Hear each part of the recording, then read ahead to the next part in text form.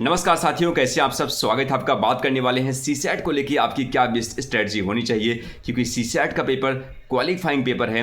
केवल 33 क्वेश्चन आपको सही करना पड़ता है, लेकिन कभी कभी दिक्कत हो जाती है। और दिक्कत इसलिए होती है कि जिन साथियों का मैथ और रीजनिंग वीक होता है उनको सबसे ज़्यादा दिक्कत होती है। मैथ और रीजनिंग भी वीक है, साथ में कम्युनिकेशन के क्वेश्चन जो है आंसर श्योर नहीं होते, वहाँ भी दिक्कत हो जाती है। और हिंदी और इंग्लिश के भरोसे कैसे जो है सीसेट को क्लियर किया जाए कि 1/3 की माइनस मार्किंग है। तो बात करने वाले हैं कंप्लीट स्ट्रेटजी इसकी क्या होनी चाहिए। तो पहले देखते हैं कि किस किस सब्जेक्ट से कितने क्वेश्चंस पूछे आते हैं। तो फ्रेंड्स, मैथ और रीजनिंग को अगर मिला दिया जाए तो यहाँ से आपके पेपर में 35 क्वेश्चंस पूछे आते हैं। कम्युनिकेशन से आपके पेपर में 25 क्वेश्चंस पूछे आते हैं, और हिंदी से 23-24 क्वेश्चन और 15-16 क्वेश्चन आपसे इंग्लिश के पूछे आते हैं। तो आपकी स्ट्रेटजी क्या होनी चाहिए, क्योंकि प्रॉब्लम तो वही है कि जिनका मैथ और रीजनिंग वीक होता है उन्हीं के साथ सबसे बड़ी दिक्कत होती है। तो फ्रेंड्स, स्ट्रेटजी बड़ी ही सिंपल है। सिंपल क्या है कि आपको जो है यहाँ पे किस किस एरिया को स्ट्रॉन्ग करना पड़ेगा, क्योंकि मैथ जो है इतनी आसानी से, अगर जिसका वीक होता है, बहुत आसानी से जो है स्ट्रॉन्ग नहीं हो पाता। जी हाँ, और मैथ के आपके पेपर में पूछे आएंगे 20 क्वेश्चन। तो आपको यहाँ पे ध्यान देना है कि मैथ में 20 क्वेश्चन में से कैसे मेरा 5 क्वेश्चन सही हो जाए। जी, जिसमें परसेंटेज के कुछ क्वेश्चन हो गए, कुछ रेशियो के क्वेश्चन हो गए, तो वो क्वेश्चन आसानी से किए जा सकते हैं, और केवल पीवाईक्यू क्वेश्चन पेपर की प्रैक्टिस करके। ठीक है, तो आपको यहाँ पे 20 के 20 क्वेश्चन पे टारगेट नहीं करना है। बस ये देखना है कि मेरे मैथ के जो है 20 क्वेश्चन पूछा जाएगा, उसमें में से 5-6 क्वेश्चन जो है मैं कैसे सही कर लूँ। तो इस पे आप जो है टारगेट रखिए। इसके बाद फ्रेंड्स, जो रीजनिंग का जो पोर्शन है, उसमें रीजनिंग पोर्शन में जब आप पीवाईक्यू पेपर को देखते हैं तो बहुत सारे क्वेश्चन ऐसे होते हैं जिसको केवल आप पढ़ के जो है इतना आप कॉमन सेंस लगा के उसके आंसर आप दे लेंगे। तो 15 जो आपके रीजनिंग क्वेश्चन पूछे जाएंगे, आपका ये टारगेट होना चाहिए कि जो 10 क्वेश्चन है, 15 में से 10 क्वेश्चन जो है वो आपके जो है बिल्कुल सही हो जाए।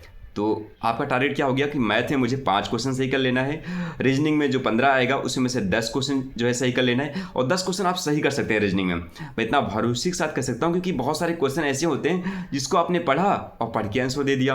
आप पीवाईक्यू पेपर देखिए, उसको देखने के बाद आपके अंदर खुद कॉन्फिडेंस आ जाएगा कि रीजनिंग में आप 15 में से 10 जरूर जो है सही कर सकते हैं। इसके बाद फ्रेंड्स, आपका आता है कम्युनिकेशन। तो कम्युनिकेशन में आपको दिक्कत होती है, क्योंकि इसकी लैंग्वेज जो है आपको, क्योंकि आप इसके बारे में कभी पहले भी पढ़े नहीं रहते और नया नया चीज़ होता है, तो यहाँ पे आपको लैंग्वेज जो है परेशान करता है।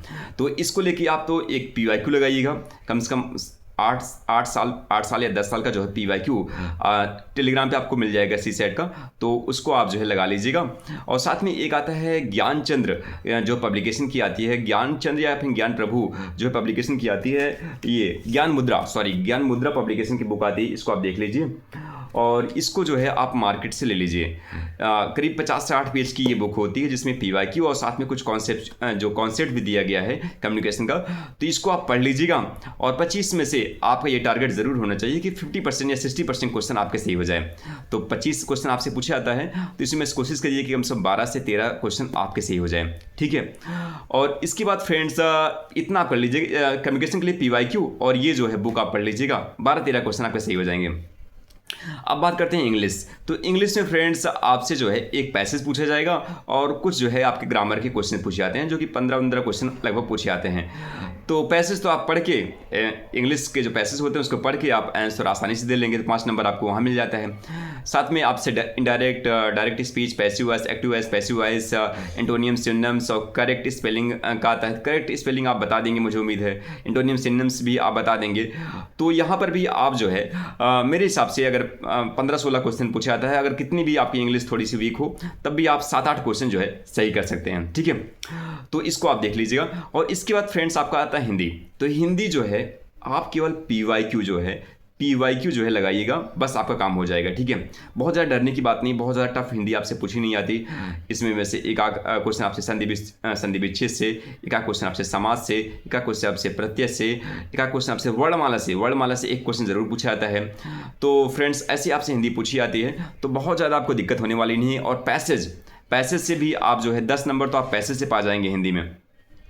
तो आपको यहाँ पे जो है बिल्कुल डरने की ज़रूरत नहीं है। तो हिंदी में 23-24 क्वेश्चन पूछा जाता है, तो उसमें में से आप ट्राई करिए कम से कम आपसे 18-17-18 क्वेश्चन जरूर जो है सही हो जाए। तो इसमें आप देखिए कि 17-18 क्वेश्चन आपका हिंदी से ही हो जाए, साथ में 8 क्वेश्चन आपकी जो है इंग्लिश से हो जाए, तो 18-8 26 हो गया। और अगर आपने 12 क्वेश्चन जो है वहाँ भी सही कर दिया तो फ्रेंड्स 26-12 जो है आपका कितना हो गया, 26-12 जो है आपका 26-10 36 और 2 38 क्वेश्चन सही हो गया। और इसके बाद अगर आपने 10 क्वेश्चन जो है अगर आपने रीजनिंग सही कर दिया तो फ्रेंड्स 38-48 सही हो गया। और अगर आपने 5 क्वेश्चन जो है मैथ सही कर दिया तो 53 जो है क्वेश्चन सही हो गया।